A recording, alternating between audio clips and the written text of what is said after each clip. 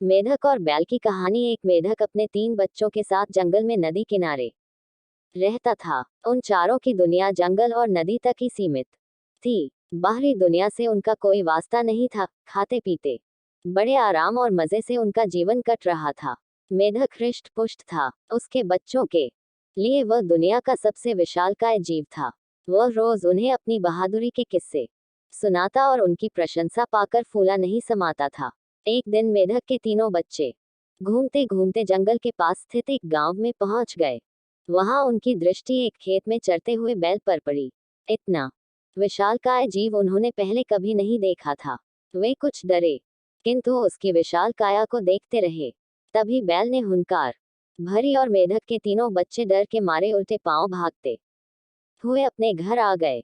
बच्चों को डरा हुआ देखकर जब मेढक ने कारण पूछा, तो उन्होंने विस्तार पूर्वक बैल के बारे में बता दिया। इतना बड़ा जीव हमने आज से पहले कभी नहीं देखा।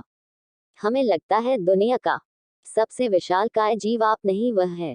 अपने बच्चों की बात सुनकर मेढक को बुरा लगा। उसने पूछा, वह जीव दिखने में कैसा था? उसके 4 बड़े बड़े पैर थे, एक लंबी सी पूंछ थी, 2 नुकीले सींग थे। शरीर तो इतना बड़ा कि आपका शरीर उसके सामने कुछ भी नहीं।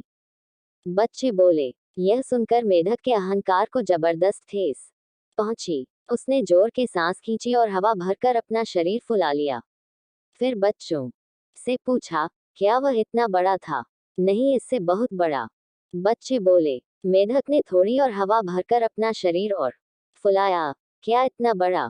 नहीं नहीं, और बड़ा। मेढक ने जंगल के बाहर कभी कदम ही नहीं रखा था। उसे बैल के आकार का अनुमान ही नहीं था, किंतु उसने मानो जिद पकड़ ली थी कि अपने बच्चों के सामने स्वयं को नीचा नहीं दिखाना है। वह जोर से सांस खींचकर ढेर सारी हवा अपने शरीर में भरने लगा। उसका छोटा सा शरीर गेंद के समान गोल हो गया, किंतु इतने पर भी वह नहीं रुका।